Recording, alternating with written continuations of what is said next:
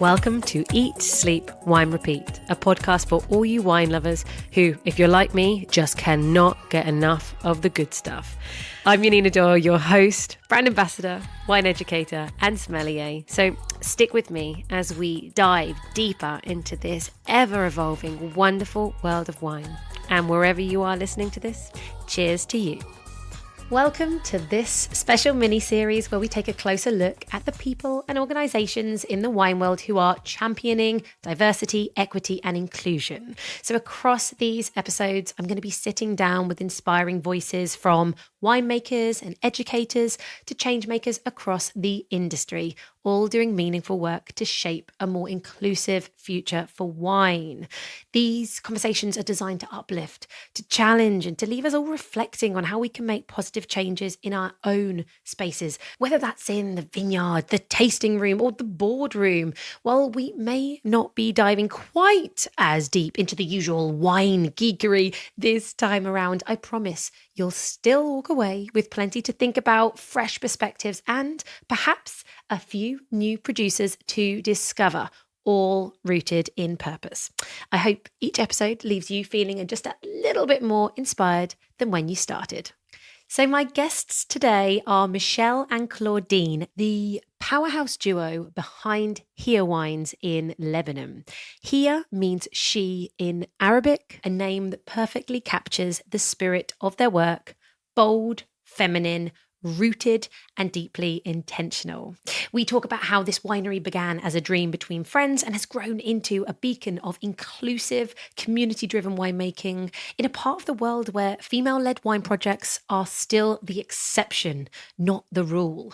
We will unpack how they built a by women, for women winery in Lebanon, the powerful decision to bring Syrian refugee women into their team and how that's shaped not just their labour model, but their hearts, what it really means to make wine that's as much about people as it is about place. We'll also talk about terroir, touch on native Lebanese varieties like Obeideh, talk about their winemaking and taste a couple of their soulful wines. So pour yourself a glass, preferably something sun-kissed and Mediterranean, and join us for a conversation that will leave you thinking not just about what's in your glass, but also who made it and why that matters.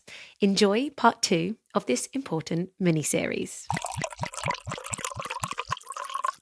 So, ladies, thank you so much for joining me. Seeing as there is 2 of you, I feel like I need to hand over the wine microphone and let you both introduce yourselves and just explain to everyone listening, how did Heya Wines begin? Okay, so offline you said you're going to see who speaks first. So well, yes, exactly, Michelle, you have won. You are the winner. Please, Michelle, over to so you. it's Michelle. So me and Claudine are actually neighbors. We're also best friends. And we always like doing everything together. Our kids were raised together, and our doors were always open to each other. So we just, on the weekends, I used to go on and help my husband up in the winery, and he is part of Mersil Wine. His name's Eddie. And so Claudine used to tell me, oh, what are you doing this weekend? And I said, I'm going up to help Eddie. She's like, we're coming too. So we ended up just going up to the winery, having a lot of fun at the winery during harvest and so forth.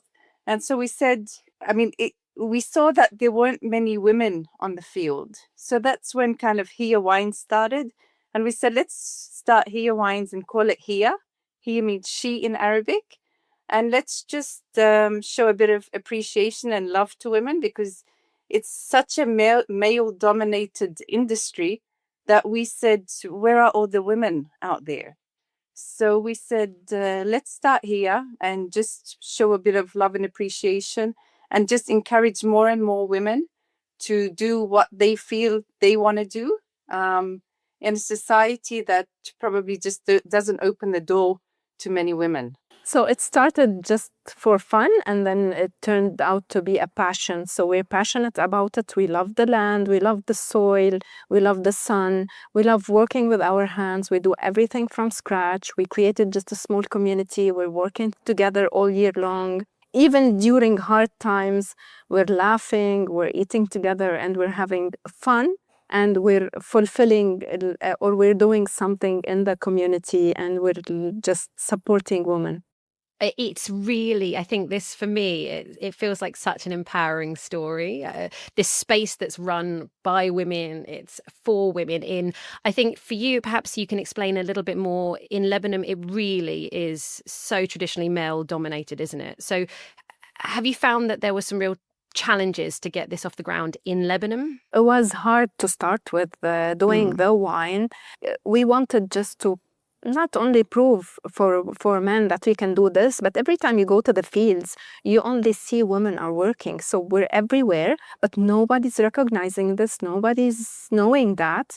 So every time somebody's telling us, no, you can't do that, we're always saying, yes, we can, but we're always working in the fields, but nobody's recognizing this. So yes, it was like a big challenge when you see when you're working or dealing with them, and we wanted to prove that we can do this. We can harvest, we can ferment, we can press, we can hold plates, we can do everything. We even label, we do everything from scratch. So at first it was a big challenge, but with the years they started accepting that we are made to do everything. We are superwoman. Exactly. I mean, also noticing that on the field, women got paid less than men was kind of the driving factor that said, okay, I mean, we really need to help these women and at least pay them the same as men. And that's what we do at here. We pay women the same as men just to show that, I mean, we recognize and we appreciate the effort that they're putting in. It's sometimes not just financially, it's not just paying them the same. I mean, you could pay somebody the same as somebody else, but just treat them unkindly. But we always try to create this kind of loving community with the women around us. And I think they appreciate it. And I guess when you have like a community where everyone looks out for each other, work ends up being fun. Like Claudine said, no matter how difficult sometimes the work is, when you have people that you're enjoying their company around you, it just makes things a lot easier. In fact, actually, when you're talking, I'm like, can I come and help in the harvest? I Yes, mean, it's not sure. easy. My back hurts within 20 minutes, and I think, why am I doing it? But I feel like doing it with you guys might actually, it's. And you'll have cracks on your hands as well. Oh God, need some good moisturizer. But you talked about this idea of community, and actually, you told me that you had Syrian refugee women as part of the team. So how did that come about? And I think, like, my question to you probably is, what does it mean to you guys personally and professionally to create this kind of inclusive working environment? I mean, we see all women the same, regardless of where they come from. We just have like an unspoken language where we can look at each other and kind of know what that person's going through. And I think these Syrian refugees have come to Lebanon in search for a safer haven, and they're around the community and around the winery where we are. So we do they do want to help us, and we do want to try to create an atmosphere where they feel loved and they feel appreciated. Safe. Yeah.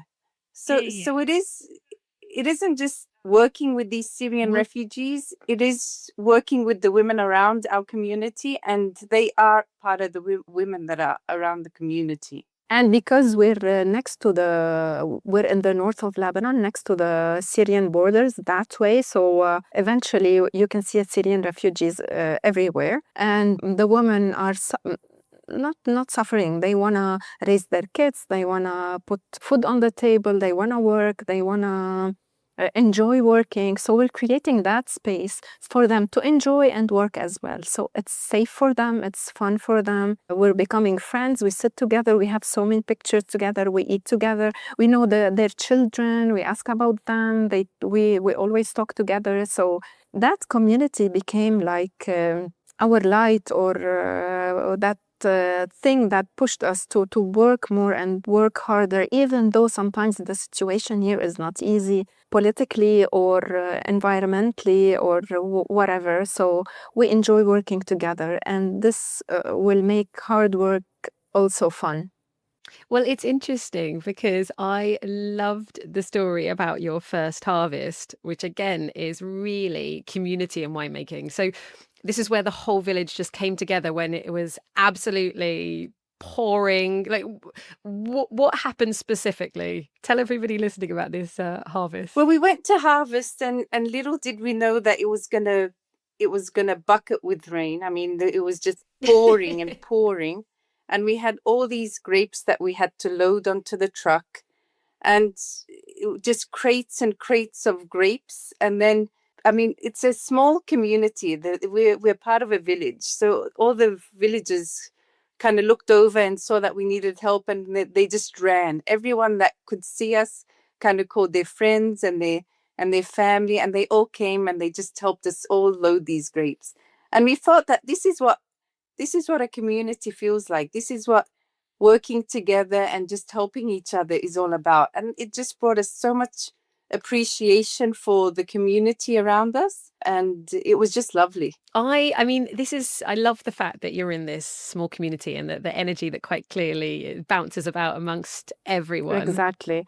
We know everyone in the village. Sometimes we go over there to eat some manoushe, our traditional Lebanese breakfast. Sometimes somebody will come over, will bring some food, we'll all sit together. Someone's helping us at the winery, they'll come over for a coffee it's amazing. It's amazing. So sorry, let's just pause for a second. You talk food and and then I get hungry. What's a typical Lebanese breakfast?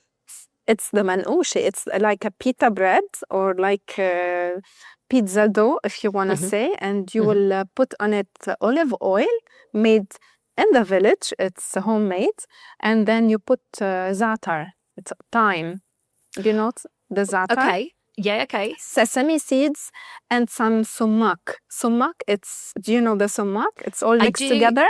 I've had like a seasoning from going to like a Lebanese event that you can almost like dip. Sometimes people give olive oil, you just dip the bread and then put that seasoning and kind of eat it, right? As well. Yeah, that's the za'atar. And also we can do the same bread or dough with cheese or with kishik. Kishik is made of dairy, dried dairy products. Okay. Kamena made in the village. It's all made in the village.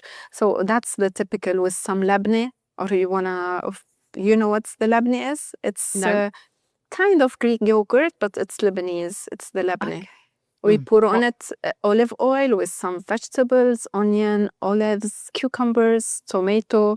I hope other people have already eaten their breakfast whilst listening to this, because I haven't. I'm like... But Yanina, something else that I wanted to mention, like even over the weekend, we were up in the winery working. And then a lady from there, I'm not going to say who she is, but she saw us working and she's like, have you had anything to eat? And we said, no, not yet. We're just trying to finish something off. And she's like, okay, I'll go to my house and I'll make you some sandwiches. And I said, thank you. I mean, and then moments later, she comes with the like Turkish or Lebanese coffee and so many cups just to give. And you look around and you say, it's just so lovely to see so many people caring for each other. And I guess that's what makes our life easier. Just the community and just people that feel with each other makes us so grateful to be part of here and where we are.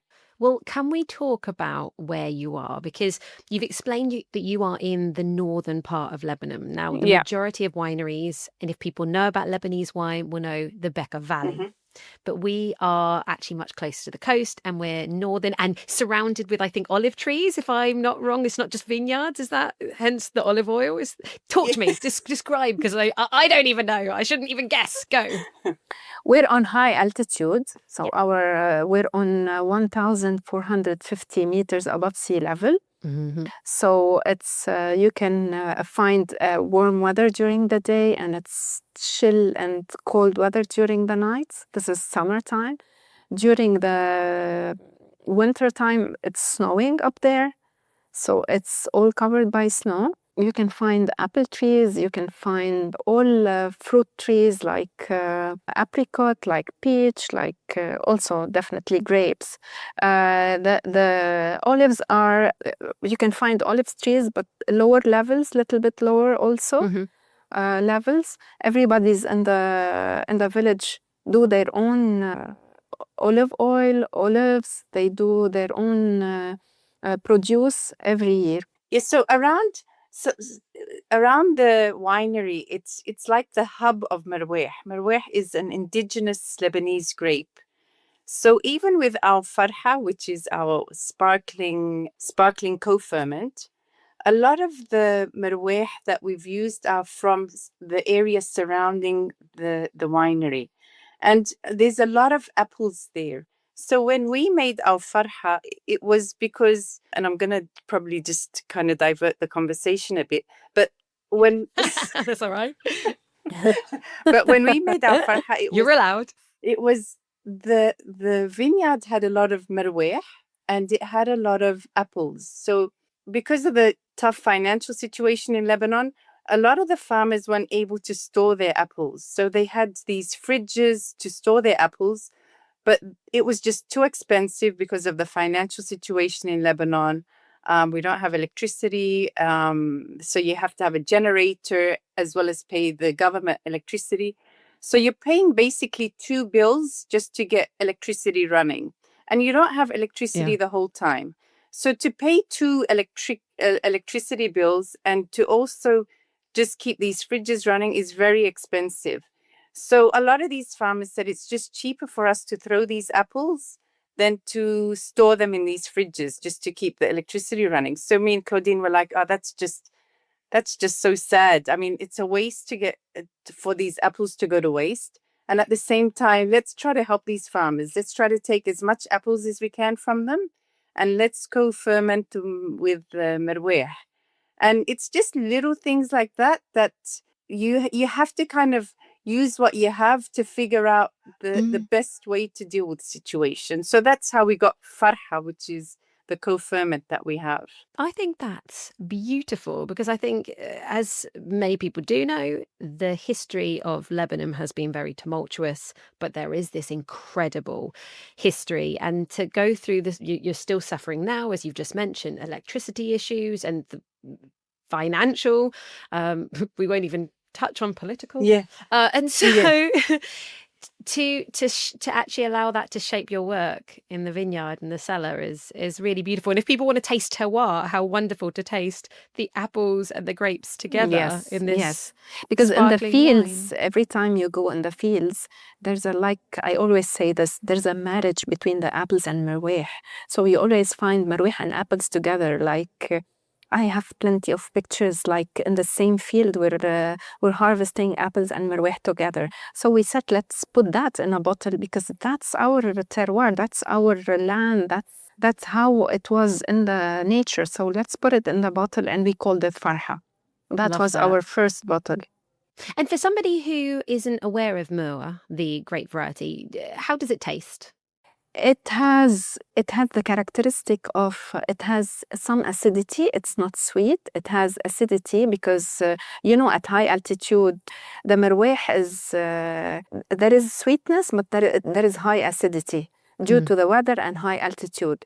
So marweh is you can smell it directly. It's very balanced between sweetness and acidity. It's not sweet and it's not high acidity, but it has acidity.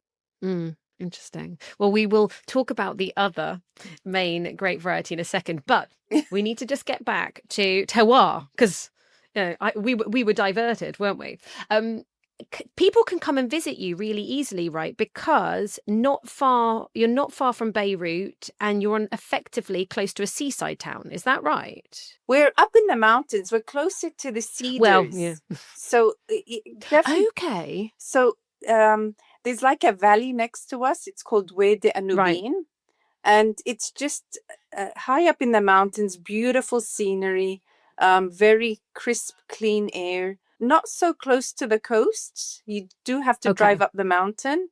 In the winter, it's packed with snow. So sometimes you can't even get to the winery in the winter. But the weather conditions also help to cold stabilize our wines.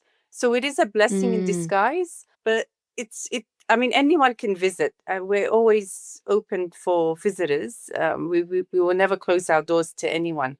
So everyone's that. welcome to come.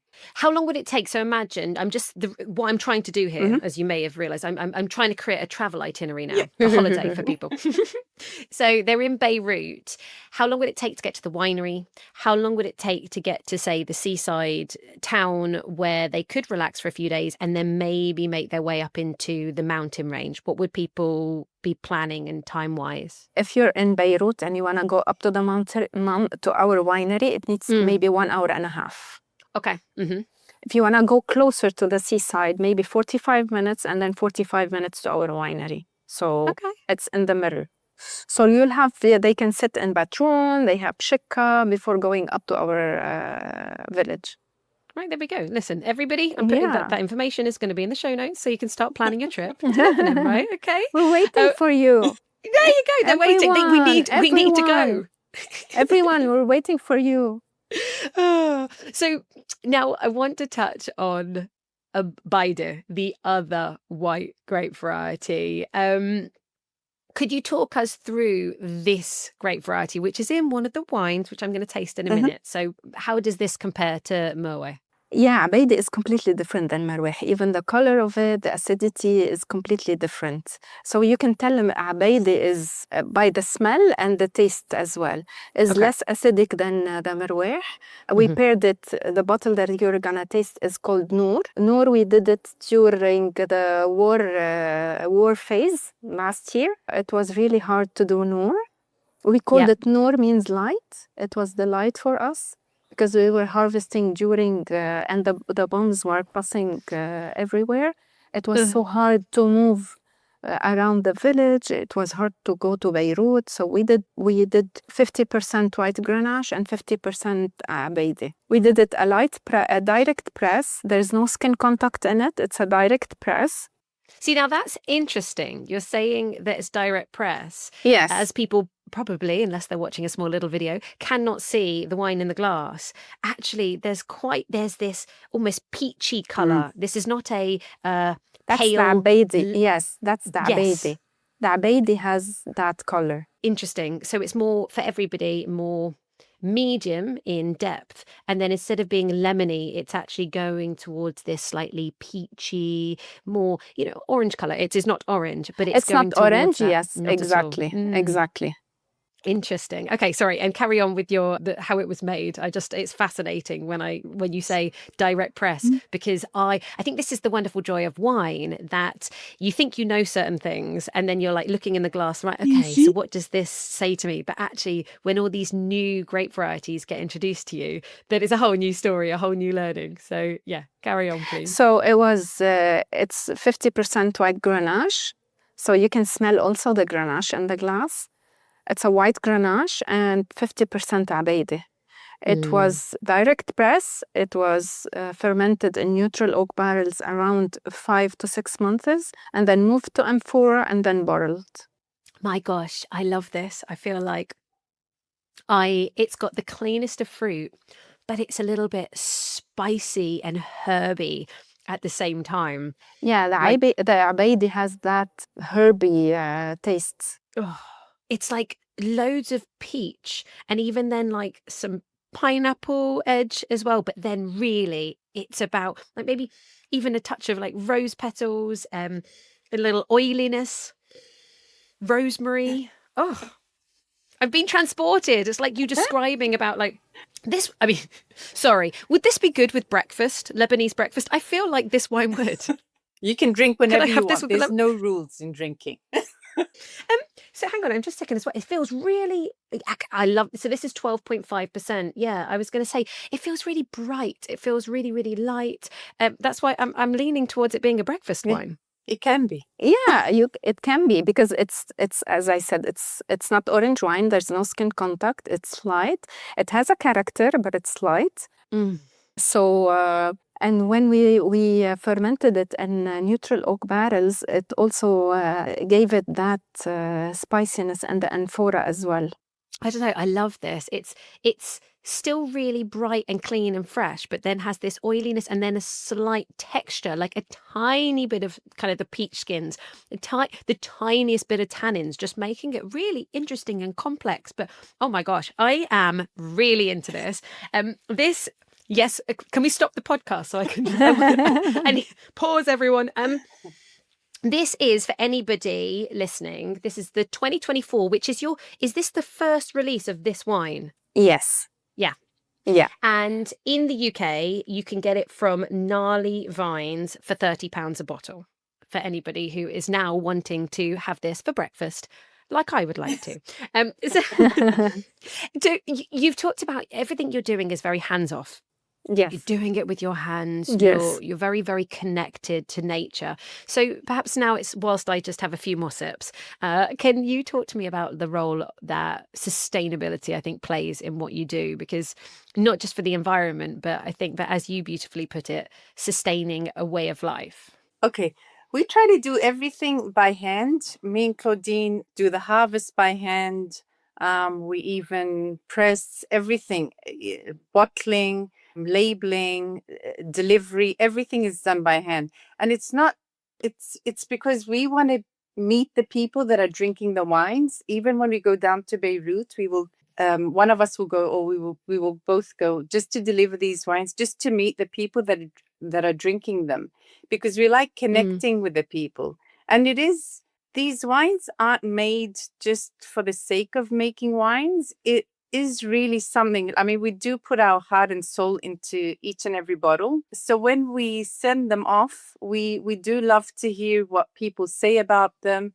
We absolutely love hearing from people around the world that are drinking them.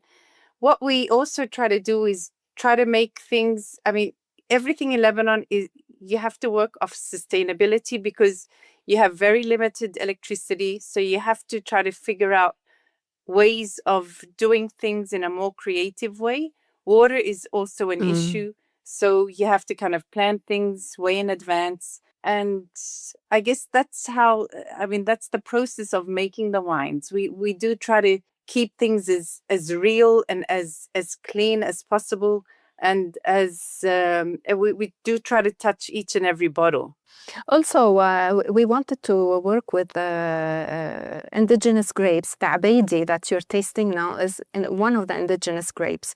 So we did another bottle, as I said, the farha, we used the marweh. The marweh and the Obeideh, it has a lot of history in arak making. They used to make arak, the spirit arak, from Obeideh and marweh. So we did the marweh and apples, and that's the Nour. We did it with Obeideh. The Obeideh is well known also in the region. It's originated in Lebanon. It's a Lebanese indigenous grapes. Some people can compare it to Chardonnay. It has a good acidity, and as I said, some floral citrus notes. So also we wanted to make sure we're working with indigenous grapes so we can put the Lebanese wine on a higher scale, especially because we're exporting and our wines are everywhere. I hope a wine like this actually helps people to, experience what Lebanon can make, because just to you can smell Lebanon in the glass. You should taste farha. Farha, it has apples. You can smell the village inside the bottle as well. That's the next one to try. But it's true. Like I always find, when there's something with this spice and the Mediterranean herbs, it does transport me. And I want everyone to know this wine has this beautiful balance of being just perfumed and exotic. So it's taking you to maybe a Muscat world, a Gewürztraminer world, but nowhere near as strong, because then actually the palate is very smooth and clean and citrusy and herby and fresh. So it's so balanced. The acidity and those floral notes are so balanced. It's gorgeous. Amazing. Okay, actually, you know what? Let's compare to the red, because the red for everybody is also available at Gnarly Vines, and it's also, if you Google, there's several other retailers, but considering Gnarly Vines has both, this is £29, £1 cheaper, everybody, bargain, right? let's try the red. Talk to me about, so this is called Kanz. Is that how you pronounce it? Yeah. Okay, Kanz. And this is, now you're going with Grenache-Syrah, so French grapes, which is very, very normal in Lebanon to use French varieties. So talk to me about the creation of Kanz. Okay, so we made Kanz, was our second bottle. So each bottle has its own meanings. Kanz means treasure in Arabic because we did whole cluster carbonic maceration with Kanz. It means we brought the whole cluster and we throw it inside the stainless steel tank and we close the tank. We let it ferment in carbonic maceration. So the fermentation started inside the berry. Once the alcohol reaches 3 to 4%, the berry will explode and it will release the CO2, and you will find like a small part or the crown in the tank of CO2, like pressing the grapes again to continue the fermentation. It was carbonically fermented for 1 week, maybe a little bit more, and then drained, pressed, and it was fermented in amphora. How do you feel that amphora affects your wines? Because you've used amphora in both the white and the red. Yes, the amphora will add, because the amphora is porous, so some oxygen can go and blend inside and help the fermentation also, and it will add notes to the wine as well. It's not like the stainless steel. This is really interesting. I am playing around with this wine and I can't quite describe it yet because it's really crunchy fruits, more the kind of sour, tart, wild, outdoorsy fruits. And you know, the amphora was used in in the Asian techniques of winemaking. So we wanted to go back to our roots and just make wine like they used to do before, not in stainless steel. And I guess, and that's the point. Is that kind of the ethos as well of your winemaking? Yes, exactly. But so what I was saying is you've got this crunchy fruits. So actually, this is a wine that would be nice, slightly more chilled. But then at the same time, I wouldn't go too far because on the palate, even though it's got this explosion of fruit, it's really, the tannins are really grippy, exactly, really structured, like it's an incredibly serious wine. Exactly. And then after the fruits and spice, like licorice spices, it finishes almost like this nutty, sourdough, yeasty finish. Really coats my palate. So I feel like I've just eaten some really nice, doughy bread. So I've gone from really crunchy fruits to bright and light to really kind of grippy and serious to then kind of yeasty and nutty on the finish. This is a red wine of journey. This is unusual. I like it. Yeah, because you can smell the fruits. Every time we do carbonic maceration, it will add more fruitiness to the wine. And then because it was left as a whole, so it was fermented with the seeds as well, with the skin, with everything was fermented in it. So that's why it will add those tannins also. And then it was pressed as a whole and then fermented. So it has also that structure. So it is light, but it has a structure. Yeah. And that is actually interesting that you said, with the seeds, with the stems, yeah. But they are ripe enough. They're not stemmy and green. Yeah. No, but they're grippy and present. Exactly. Actually, I have to say this is its own unusual wine. This is a lovely wine for people to experience just something that it's not classically, this is your fruity fresh or this is your big heavy or, it's, well, as I said, it's a journey. Yeah, and you can drink it chilled or you can drink it room temperature. So it depends on how you want to drink it. It's a versatile wine that's just easy to drink. It is, yeah. And there's also this like Coca-Cola note to it. It's so, but the fruits are, at the end of the day, for everybody, the fruits are wild. There is this walking through a forest, a bit autumnal as well. Yeah, this is fun. My favorite, the white, just like the fruits are so pretty and beautiful, and it's so perfectly clean, very pure. So that one just gets the edge for me. But I really like the interesting texture of this wine and the crunch. So anyway, beautiful. Well done, ladies. I love. So you can pair it with food, Mm. like fatty fish, fatty meat, and you can drink it alone because it's a medium body wine. Mm-hmm. Well, also, I assume as well in Lebanon, you do a lot of like platters, right? Mixture of you're mixing white, white meats with red meats and lots of vegetables and yogurt and sauces. So actually, this is a lovely red that it's got the grip and acidity to go with most meats, but it's not going to be overpowering because it's unoaked and lovely fresh fruit. Yeah, lovely. So the amphora will help that micro-oxygenation without adding the oak to it. That's why the amphora will give those experiences without adding oak, because it will allow micro-oxygenation to enter the fermentation without the oaky notes that can mask all the fruitiness and all the characteristics of the grapes. I really feel that. Right, okay, sorry. I'm back to it. So stop sniffing. Actually, I'm sorry. I'm recording a podcast, aren't I? Right, okay. So obviously I'm enjoying the wines. You guys enjoy the wines. So just as a question, how have people locally and abroad responded to these wines? Has there been like a particular moment or a reaction that has really stayed with you? Well, we've been so lucky because for us, when we wanted to make these wines, it was just us making what we loved. But the reaction that we've gotten from people is just tremendous. I mean, we couldn't be more grateful to each and everyone that probably takes a picture and then tags us on Instagram. We always make the effort to write to them and to say thank you, because we do really appreciate everyone that reaches out and that even is bold enough to try, first of all, Lebanese wine and second of all, Heya Wines. So we are grateful and we just love being part of this community. We've met so many lovely people along the way. And that's just been so rewarding. And because we do each bottle with passion, so each bottle has our soul. So every time you taste our wine, it's like we poured our soul in it. So people can taste it. And it's not just a story, it's our hearts. We're adding our hearts into the bottles.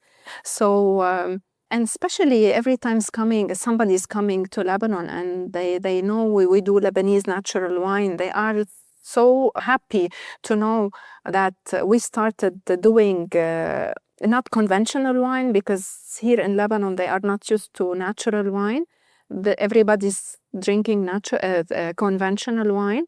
So and because Lebanese people are everywhere and traveling and going and coming back, so also nationally, if you want to say, they are enjoying so much the wine because they are open to a natural wine nowadays, and they know and they can taste our experience in the bottle. Yeah. I feel it. And also, I just think also it's important. This is natural wine that is made with really high quality grapes. I can taste that because it's not going cidery. It's not funky and mousy. It's actually very, very clean fruit, but just very, almost like hands off. It's where the fruit is just speaking to me. Yeah, and because we're on high altitude, this is what I mentioned before, always high altitude has a balance of acidity and the sugar. So it's not high in sugar, even though the climate is changing. So we up our winery, so you always enjoy that balance between sugar and acidity. So you have acidity and a balance of sugar. So it's not high sugar and it's not high acidity. That's why it's just so balanced. And it's a 13% alcohol red, which again, now many wineries around the world, they are hitting the 16% mark. So this is it fits very, very nicely, I think, with what people are after. One more thing that I wanted to mention is we've been so grateful for the people that have also commented about the labels. A lot of people have said that they love the labels. And I haven't even mentioned, sorry. And for me and Claudine, that was probably the hardest part of making the wine. Exactly. We worked with 4 designers to try to think of something to put on the bottle. And they produced beautiful artwork, but nothing really touched our heart like the like the actual women that we work with. So these are the actual women that we work with. They were taken during harvest. We just didn't know what to put on the bottle. In the end, we just looked through our phones, found pictures of these women and said, let's just put them on the label. And so it is very true to our hearts. It makes them happy to see that their pictures are part of the label and that their wines, I mean, our wines, the community's wines, are going out to everyone. Yeah. We didn't want anything fancy, anything polished. We wanted just to be very authentic. It's just us. It's our daily life, our experience, our land, our community. Well, you've done a great job, because actually it's quite an eye-catching label. The stamp, it actually seems very, very powerful, and it tells a story in itself. So everybody who's listening, just Google so you can see the labels. Well, you know where to purchase them. Taste them as well. But no, it's the good choice. I think that it really, I think from what I'm listening, you know, the soul that you're trying, that just emanates into the glass of wine that I'm now drinking. The fact that when I first see the bottle, it's almost that first introduction. So my question to you probably is, now with everything that you've done, that you're showing everybody in Lebanon, a bit of women power, how to do things and work with people, community, the land all together. What is your biggest hope now for the future of Heya Wines and for women in wine in Lebanon? We just want people to, I mean, even our own kids that have seen us go through this journey, we want just people to do what they believe, I mean, what's in their hearts, not to look around and see what people are limiting you to do. And I guess with us and the community that are around us, and seeing how we encourage them and support them, gives them, I mean, it rises them a bit. So I think just seeing more women out like here making wine and trying to break barriers is just something that's so important. I love that. And we want to also to make a bigger community of women, to be able to help more women, to be able to pay them even more, to be able to contribute to this, to our society, to support them, because we are two working moms, and we work with working moms, and we know how much it's hard for them to be able to cook, do the laundry, take the kids to school and go back to work and provide everything for the family. So this is our main goal, is to be able to help and to empower women as much as we can in our community. Beautiful. And just to kind of, I guess, finish off this episode, if, for instance, our listeners happen to be somebody who's working in a vineyard, in a cellar, in the boardroom, you know, that they can shape the future of wine, do you have maybe one lasting message for them that can amplify voices, lift others up, create space for more voices? What would you want to recommend, perhaps, suggest? Winemaking is an art. So you always put from yourself in the bottle and the wine.